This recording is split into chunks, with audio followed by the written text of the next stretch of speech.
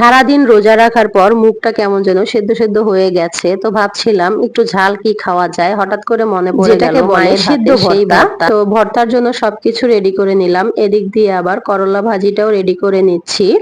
আজকে সবকিছুই ভাজির আইটেম হবে। তো আমি এখনো লাউ শাক খাইনি।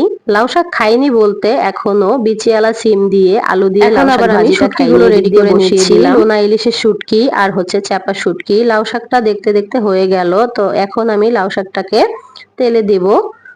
তার জন্য তেলে আমি রসুন, পেঁয়াজ, কাঁচামরিচ দিয়ে একটু ব্রাউন কালার করে ভেজে নেব। তারপর শাকটা দিয়ে দিব। এভাবে শাক রান্না করে খেলে কিন্তু খেতে দারুণ হয়।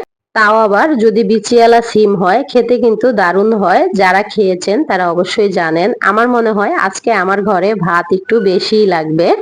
তো যাই হোক, আপনাদের সাথে মজা করলাম। এই যে হয়ে গেছে আমার শাক। এখন একই পাত্রে আমি করলা ভাজিটা করে নেব। তার জন্য তেল দিলাম, পেঁয়াজ দিলাম। এখন ভালো করে একটু ভেজে নিয়ে করলাটা ঢেলে দেব।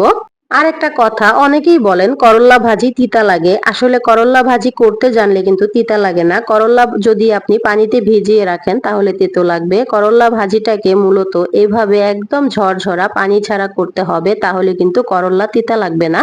তো এই যে আমার করল্লা ভাজিটাও হয়ে গেল। এখন আমি একই প্যানে একটু পানি দিয়ে তারপর ভর্তার সকল আইটেম দিয়ে দেব। চাপা শুটকিটা দিয়ে দিলাম, তারপর রসুন দিয়ে দেব, তারপর হচ্ছে মরিচগুলো দিয়ে দেব, তারপর এখানে কিছু পেঁয়াজ দিয়ে দিব, দিয়ে এটাকে ভালো করে ঢেকে দেব। ঢেকে দিয়ে অপেক্ষা করব সিদ্ধ হওয়া পর্যন্ত। তো এই যে রেডি হয়ে গেছে। চলে আসলাম 30 মিনিট পর। এই যে দেখেন কি সুন্দর সেদ্ধ হয়েছে। এই সেদ্ধ ভর্তাটা যদি আপনারা খান আসলেই ভালো লাগবে। একইভাবে আমি ইলিশ মাছেরটাও করে নিয়েছি। এই যে এখন ভর্তা বাটার পালা। তো পিষনি দিয়ে ভর্তা বানালে কিন্তু খেতে দারুণ হয়। আপনারাও বানিয়ে খেয়ে দেখবেন, সত্যি কথা অনেক সুস্বাদু হয়। তো এই যে বাটাবাটি শেষ। প্রথমে আমি চাপা শুটকির ভর্তাটা বানিয়ে নিয়েছি, কেননা ইলিশ মাছের কিন্তু সেন বেশি, তাই চাপা শুটকির ভর্তাটা প্রথমে বানিয়ে নিলাম।